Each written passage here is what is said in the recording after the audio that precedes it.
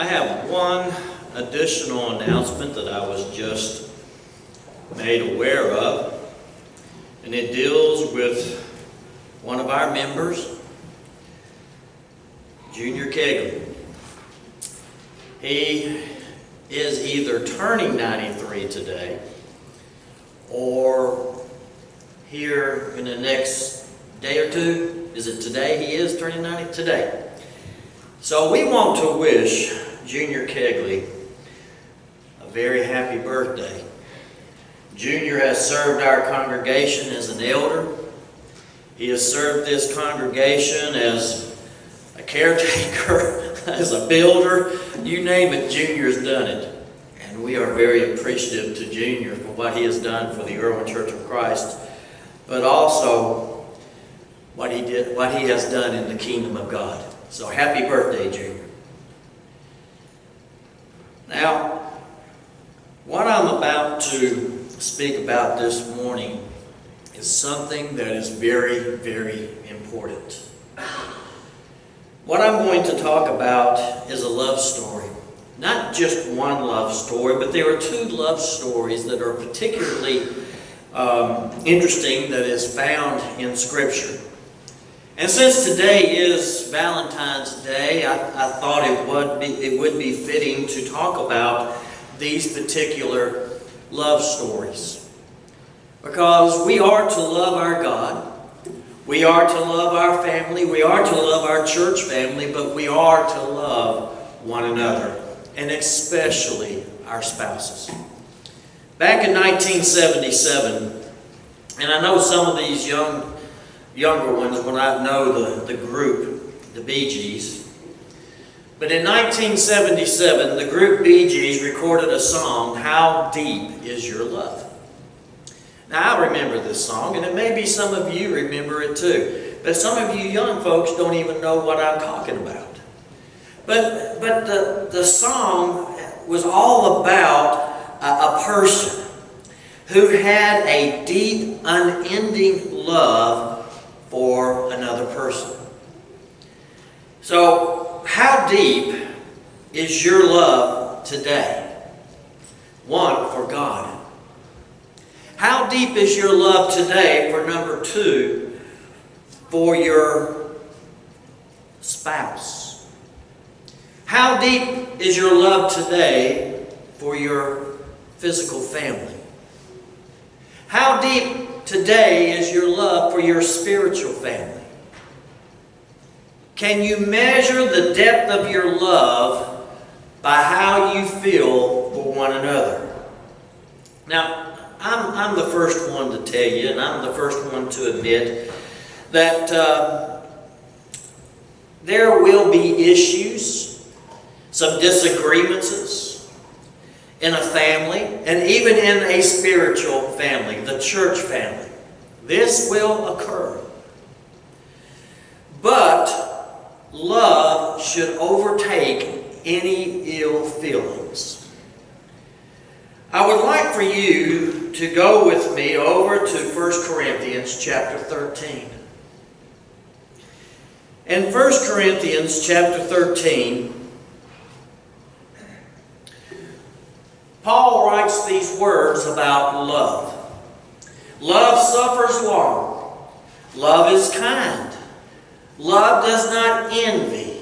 Love does not parade itself. Love is not puffed up.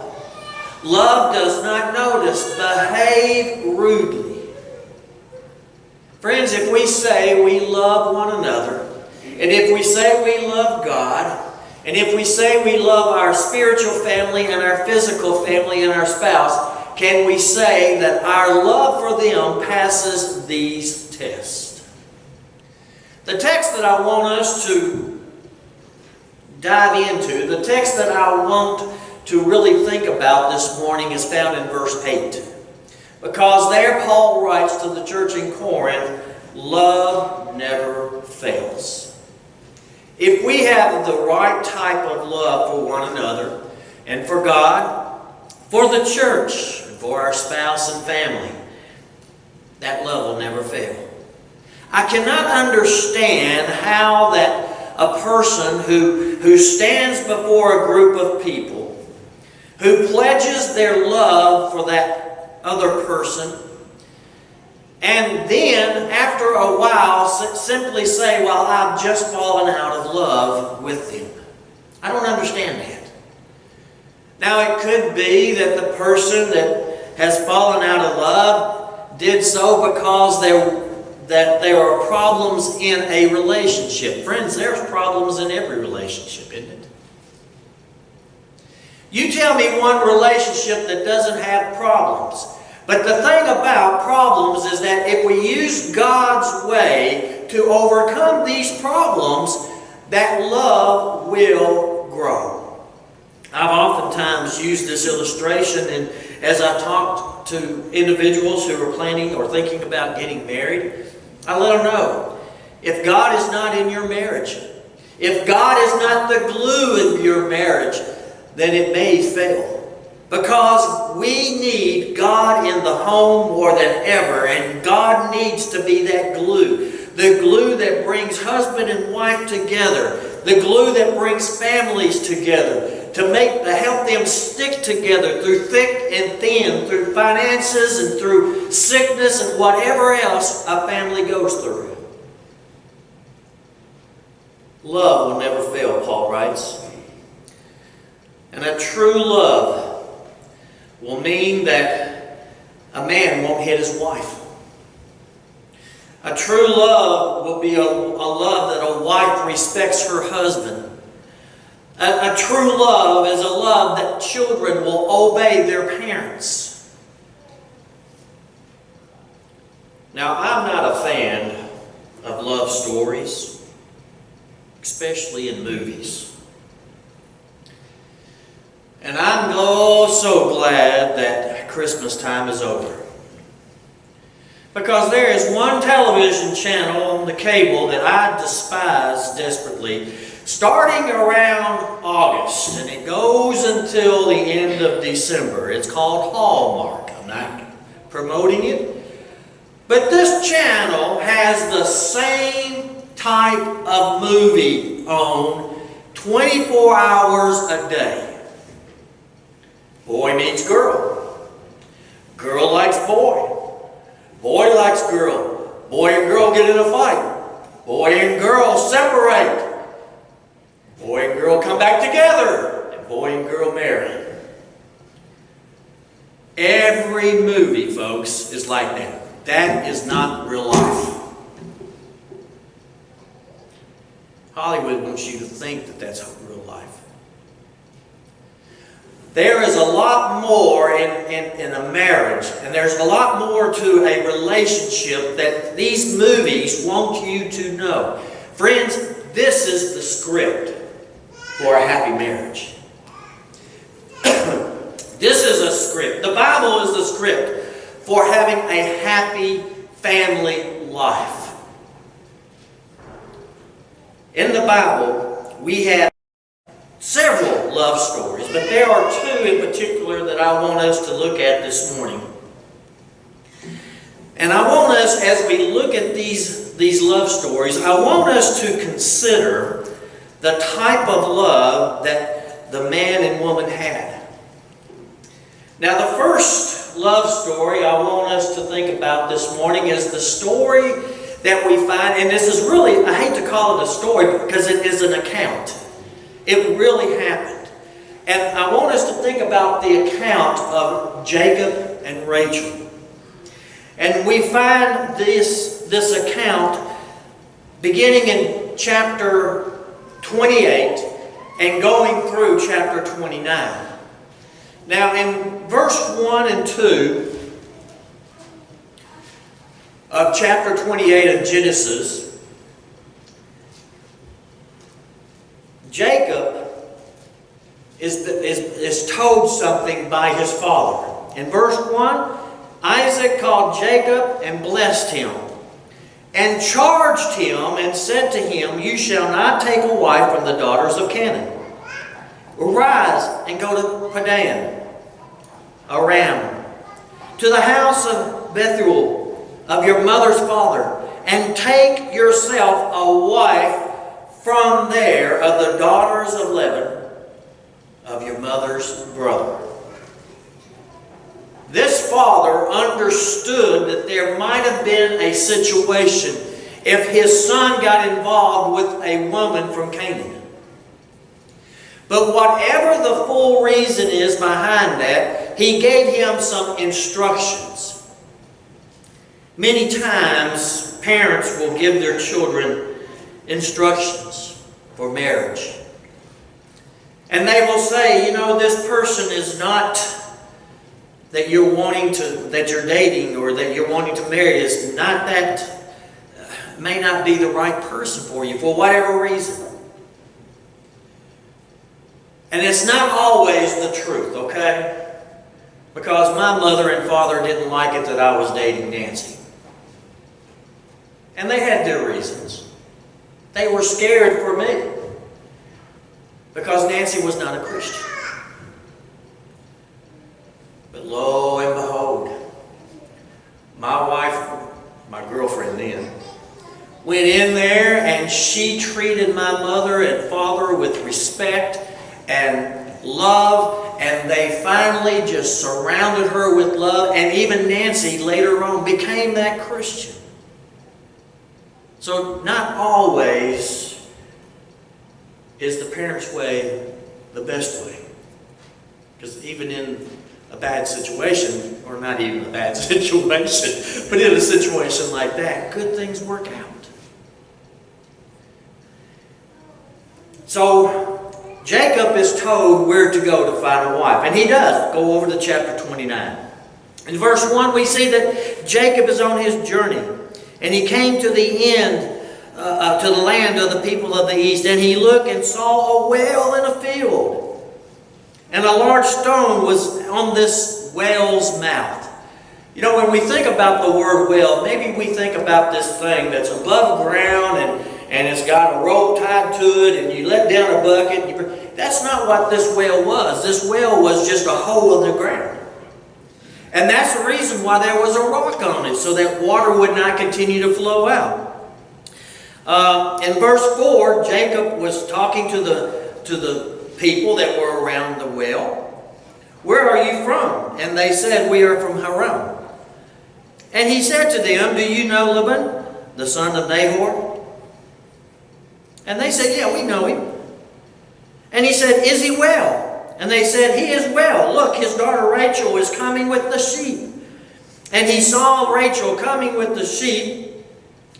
Verse 9, and in verse 10, it came to pass that when Jacob saw Rachel, the daughter of Laban, his mother's brother, and the sheep of his mother's brother, that Jacob went near and he rolled the stone from the well's mouth and watered the flock of Laban with his mother's brother. And Jacob kissed Rachel and lifted up his voice and wept.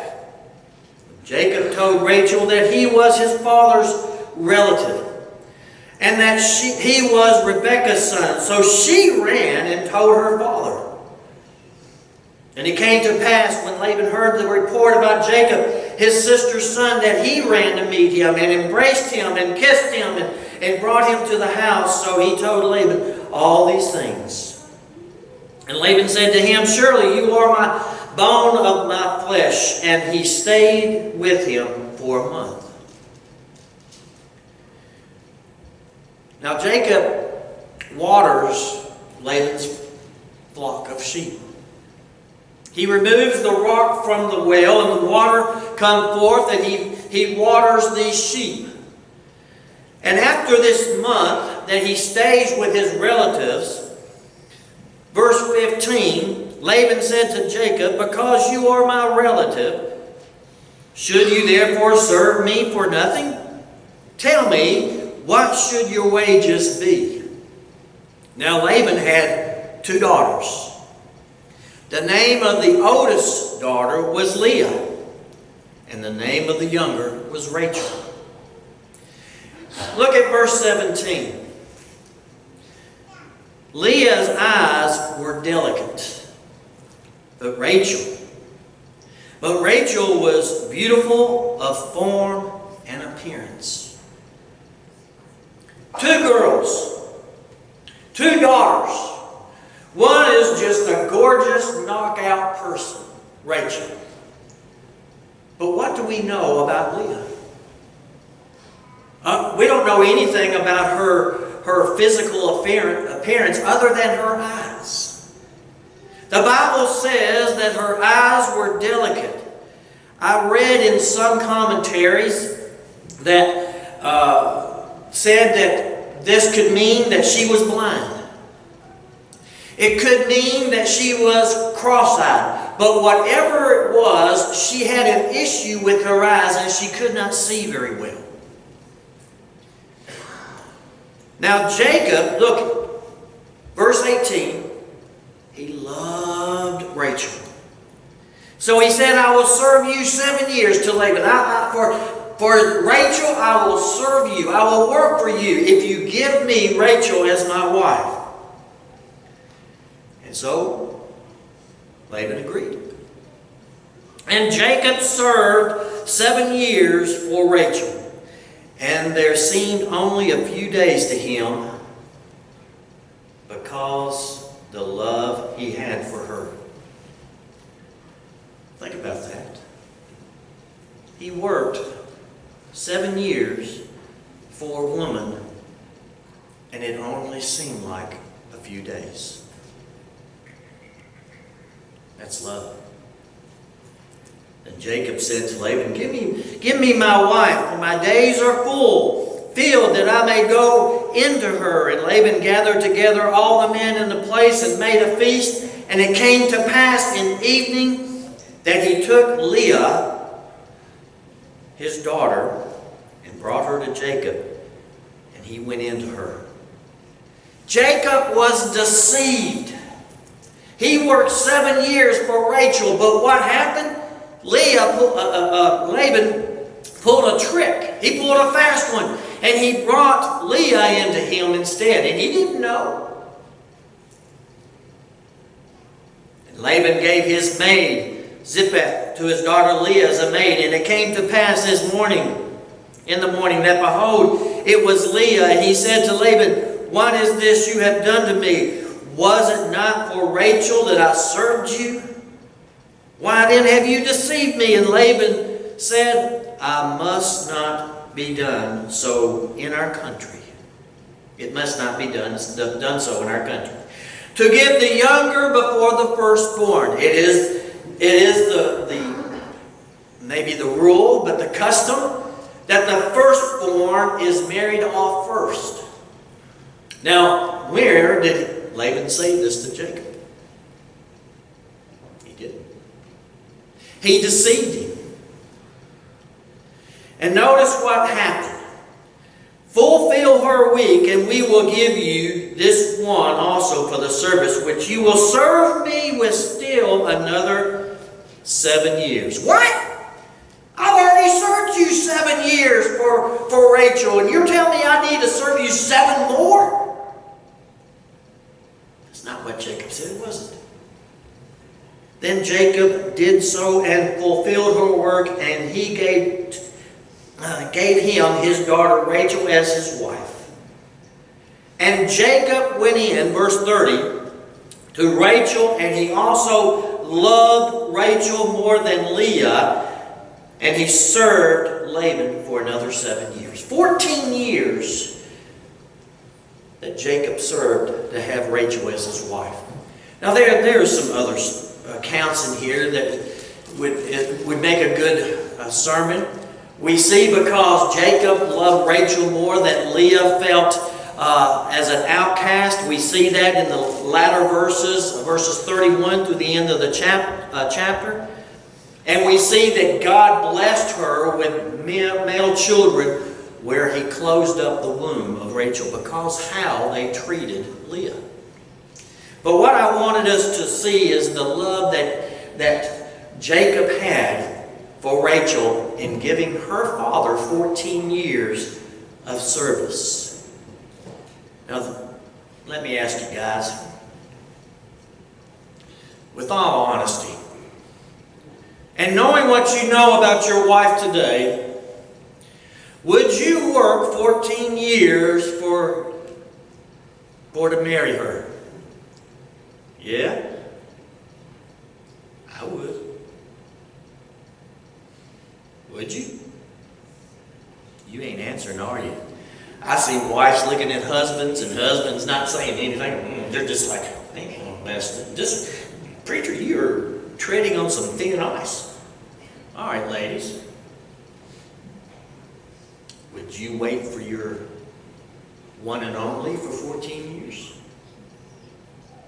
While he's working for you, he's working for your father, and he's 14 years, you see him doing this work just so that he can have you as his own. How do you feel about this man now? Think about it. You see, that's the kind of love that we need to have for one another. Jacob didn't give up. When he was tricked, he didn't give up on his one love. And I say one love because he really didn't love Leah like he did Rachel. But let's go on. I don't want us to hang up on Rachel and Jacob. I want us to go to the next love story. And this love story is found in the Song of Solomon. And this love story is one that has words that really describe their love for one another.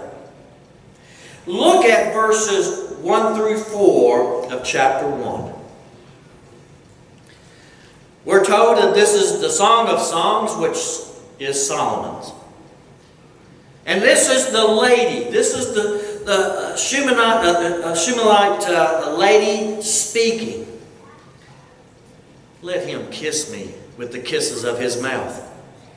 For your love is better than wine, because of fragrance of your good ornaments. Your name is ornament poured forth. Therefore the virgins love you. Draw me away. We will run after you. Notice that love that this lady has for this man. And in verse 7, she says she desires to see this person that she loves so much. Tell me, O you, whom I love. Will you feed your flock? Will you make it rest at noon? For why should I be one who veils herself by the flocks of your companions? Where are you? I want to see you. In verse 14, she loves the way that he looks. She calls him her beloved. And she says, you're like a cluster of henna blooms. I think the King James Version uses the word campfire. But this is a shrub. This is a shrub that bears fragrant flowers. And it's only used twice in the Old Testament, And both times it is used in this book of the Song of Solomon. Here and also in chapter 4.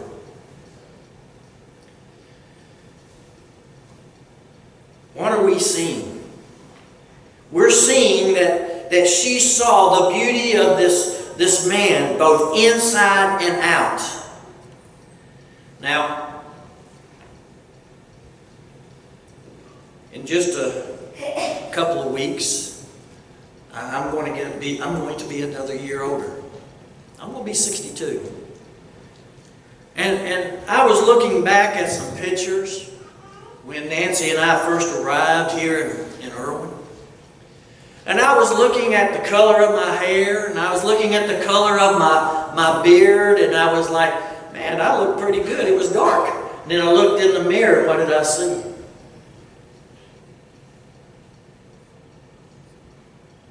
You see, we're supposed to love one another inside and out.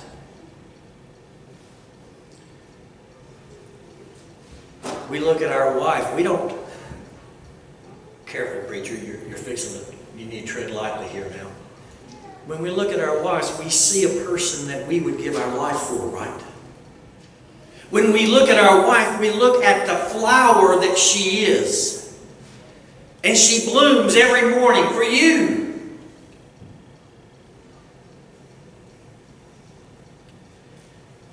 wrinkles are going to come. Gray hair will overcome us. Or some of us, because others use dye. It wasn't meant of you, dear. But true love never, ever fails. Go to chapter 2. Because in chapter 2, we're going to see some more of this thought of words that is used. In verse 1, we see this woman's attitude, how she sees the love of her life. She says, I am the rose of Sharon and the lily of the valleys. That's my wife. She's my rose. She's my lily. Look at verse 3. She compares the man that she loves to an apple tree. Among the trees of the woods, so is my beloved among the sons. So he speaks up. Or she speaks up to the daughters of Jerusalem in verse 4. He brought me to the banqueting house, and his banner over me was love, sustained me with cakes of raisins, refreshed me with apples, for I am lovesick. His left hand is under my head, his right hand embraces me. I charge you, O daughters of Jerusalem, by the gazelles or by the does of the field, do not stir up or waken love until it pleases. And then the man speaks up in verse 8. The voice of my beloved. And she says, behold, he comes, leaping upon the mountains, skipping upon the hills. My beloved is like a gazelle and a young stag. Behold, he stands behind our wall. He is looking through the windows, gazing through the lattice. My beloved spoke and said to me, rise up, my love, my fair one, and come away. For lo, the winter is past. The rain is over and gone, and flowers appear on the earth. The time of singing has come, and the voice of the turtle dove is heard in our land. The fig tree puts forth her green figs, and the vines with tender grapes. And these grapes give good smell. Rise up, my love, my fair one, and come away, O my dove. The cliffs of the rock, in the secret place of the cliff, let me see your face, let me hear your voice. For your voice is sweet, and your face is lovely. I have shared with you that Nancy and I were separated after just a few days of marriage together. I had to go back to Japan and serve at the duty station that I was assigned to. And I tried to call her as much as I could. Of course, we didn't have cell phones, but there was an overseas phone in the barracks where I could call the overseas operator and call her up. And even when it was midnight, your time, a lot of times that's when I called her, when it was midnight. You could hear the excitement in her voice when she knew it was me. I had her picture posted on my bunk on the ship. All the pictures that she would send me, because I wanted to see her face. I wanted to at least, if I could not be with her, at least I could see her.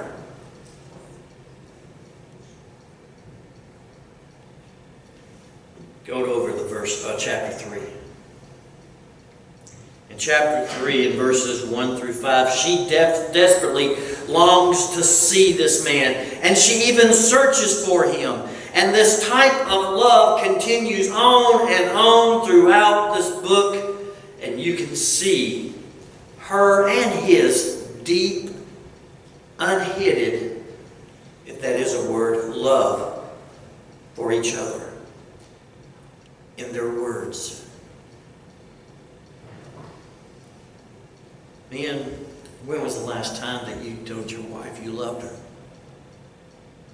When is the last time, men, that you showed your wife you love her? Ladies? And I'm not talking about today, because today is a day that man made up. But ladies, when's the last time that you've done the same thing? When's the last time that you looked at your husband and said, I love you. Thank you for providing for our family. Thank you for helping us and doing the things you do for the family. Men, when's the last time that you told your wife, thank you for working in the house and maybe even the job that you have away from the house. Thank you for what you do. When's the last time that both of you worked together in the house? I know there's going to be some men today that are not going to like this. But it's not the wife's job to be a housewife, just by herself. It's not her job to clean that house while you sit back, put up your feet, and watch sports. When you made a vow, which is a promise, to love her and to take care of her on your wedding day, you made that promise to the people that witnessed it, but more importantly, you made that promise to God. You made that promise to the person that you're standing up on the stage with you or in front of the justice of the peace, but you made it to God as well. How deep is your love?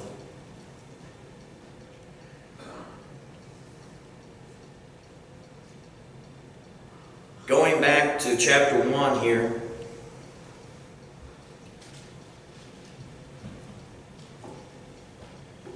Let's look at the man's love. In verses 8 through 10, he says, you are the fairest among women. You're like a horse. You are a horse among Pharaoh's chariots. Now, any of you women want to be called a horse? But you got to remember when this was written. Because Pharaoh had the finest of horses pulling those chariots, right? He had the finest and the best looking horses. So this is a compliment, believe it or not.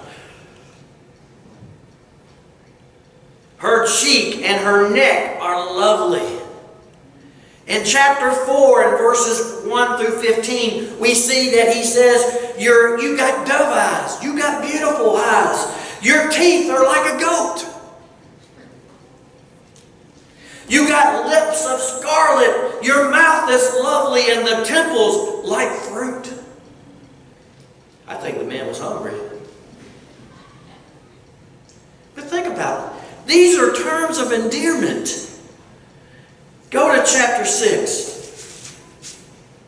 Look at beginning in verse 4. Oh, my love, you are as beautiful as Taraz. Do you know this is a city? A Canaanite city. And this city was extremely beautiful. It was known for its beauty. And now he's comparing his love to this city. She's that beautiful. Lovely as Jerusalem. Awesome as an army with banners. Verse 8, there are 60 queens and 80 concubines and virgins without number. My dove, my perfect one, is the only one. He only had eyes for this person. You want to know what true love is keeping your eyes attached to the one that you love. Look at chapter 7. Verse 1. How beautiful are your feet in sandals. Now, I got to admit, one of the things that I didn't like when Nancy and I were dating is her wearing sandals. I didn't like her feet. But I loved her. And here this man is saying, oh, how beautiful are your feet in sandals. Oh, princes of darkness. And by the way, I do love her feet now, okay? Let me just clear that before I go home. The curves of your thighs are like jewels. The work of the hands of the skillful workman. Your navel is rounded goblet. It lacks no blended beverage. Your waist is a heap of wheat set about with lilies. On and on and on. And I'm not reading the next verse because it's not probably appropriate to read with children in the audience. But he goes on and he describes his love, how much he loves her. No doubt, this is the #1 love story in the book, the Bible. And friends, if we loved our spouses like this book tells us how each other loved the other one, how strong would our families be? How dedicated to the family would a father be, a husband be to a spouse, and a mother to her children, and a wife to her husband. How dedicated would it be to one another? Now, again, I understand that there are going to be times when we disagree. And there may be times when that disagreement gets a little bit harsh. And sometimes we may do this in front of the kids and our children see it. And friends, I don't believe that's the proper thing to do. But just in case our children see a disagreement that gets a little out of hand, they should be able to see the parents come together and say, I'm sorry to one another, and I'm sorry to the kids. In other words, they should see the parents make up.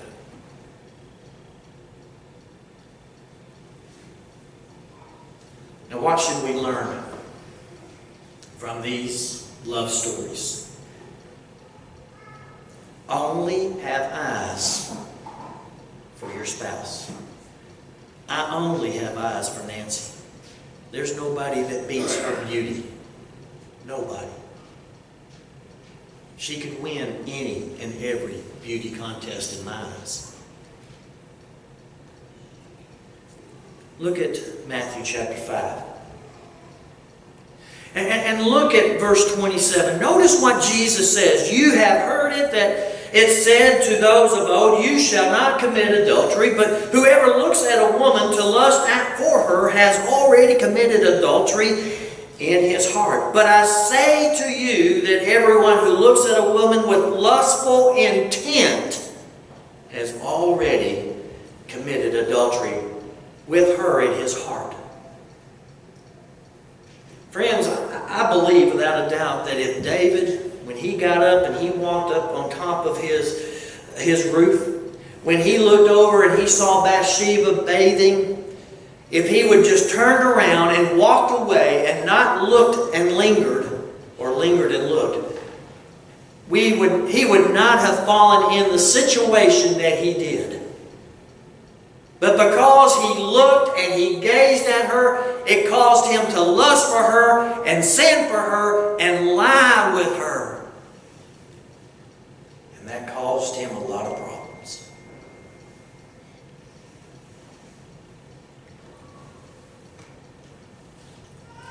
My spouse, my wife. My wife is mine and mine only. It's no one else's. And so I want people to see me hold her hand. I want to see people watch me open the door for her. Last night, Nancy and I did go and have us kind of a Valentine meal. And as we were getting up to get ready to leave the restaurant, I helped my wife with her coat on. And I noticed from the corner of my eye somebody looking at me. I don't know what was going on through his mind. I don't care. But that's how we show one another that we love them, right? My spouse is mine. Let's have that in. We need to keep our eyes to ourselves. And that goes with TV. That goes with the internet. Friends, if you're seeing something that you shouldn't, turn it off. The same switch that turns it on will turn it off. Don't get caught up in lustful eyes. Feel the needs of your spouse. And I believe you understand what I'm talking about. Learn the principles of marriage. Go with me over to 1 Corinthians chapter 7. We'll begin wrapping this sermon up, but let's look at the principles of marriage found in 1 Corinthians 7, verse 1 through 8. Now concerning the things of which you wrote to me, it is good for a man not to touch a woman. Nevertheless, because of sexual immorality, let each man have his own wife, and each woman have her own husband. Let the husband render to his wife the affection due her, and likewise also the wife to her husband. The wife does not have authority over her own body, but the husband does. And likewise, the husband does not have the authority over his own body, but the wife does. Do not deprive one another, except with consent for a time. That's very important, dear friends. That you may give yourselves to fasting and prayer and come together again, so that Satan does not tempt you because of your lack of self-control.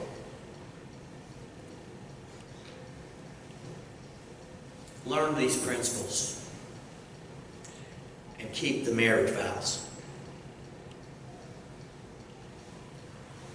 In verses 10 through 16,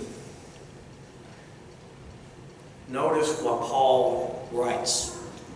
To the married I give this charge, not I, but the Lord. The wife should not separate from her husband. But if she does, she should remain unmarried, or else be reconciled to her husband. And the husband should not divorce his wife. To the rest I say, I, not the Lord, that if any brother has a wife who is unbeliever, and she consents to live with him, he should not divorce her.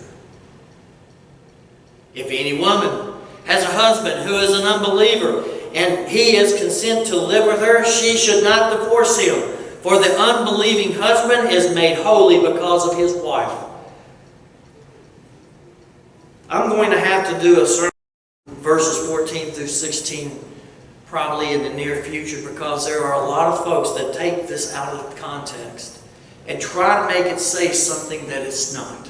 And we just do not have the time set aside this morning to dive into these 3 verses and to dissect them. But I promise you, we will get to it soon enough.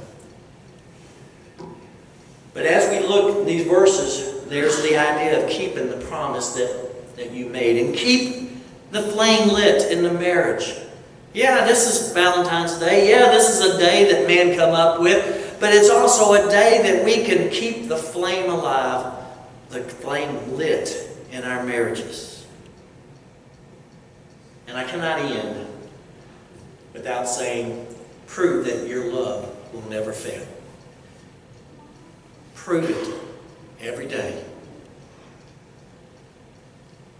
Just ask yourself, if my wife or my husband don't come home tonight because of an accident and he's taken from me, what's the last thing that I said to them? Goodbye, I love you, a kiss. Oh, and that goes well with just about anybody. What's the last thing that you will say to someone? Because we may not see them again. And I can't end this lesson without talking about children. Because children, do you love your parents? First of all, as parents, we do make mistakes, don't we? I did. I'm not a perfect parent. I tried to raise my children up to understand and love the Word of God, and I tried to do what I could, but I failed. There are things that I failed at. And just because a parent makes a mistake does not mean that you can do it too. Or that you can't make that mistake too. Friends, we're talking about repentance of our mistakes. And when we make a mistake to our children and with our children, we need to tell our children we're sorry. And children, loving your parents means that you respect them, you will obey them, because God has said that's what you do. Just think. There are some children that don't have parents. What would your life be like if you didn't have yours? Friends, how deep is your love? How deep is your love for God? How deep is your love for this church? How deep is your love for the spiritual family? But how deep is your love for your spouse? How often do we show our spouse and tell them that we love them? And you know, we can say, love you. But if I tell my wife, love you, and she really doesn't feel that I love her, it's just words. It may be that I need to show my wife, my children. It may be that we need to show God how much we love Him. It may be that we need to show this congregation how much we love it. How deep is your love? Does our love come close to the examples that we have found in the Bible today? It may be that there's someone here this morning needs to respond to the Lord's invitation. It may be that there's someone here today that needs to tell their spouse in the privacy of their own home that maybe they feel like they failed somewhat, but that they do love their spouse and they want to be a better spouse. You see, that's all about saying, I'm sorry. Why is it that people don't want to say that? Why is it that we're afraid to say, I'm sorry? Don't be. Your marriage will be stronger. So if you need to respond to the Lord's invitation today, please come as together we stand and sing.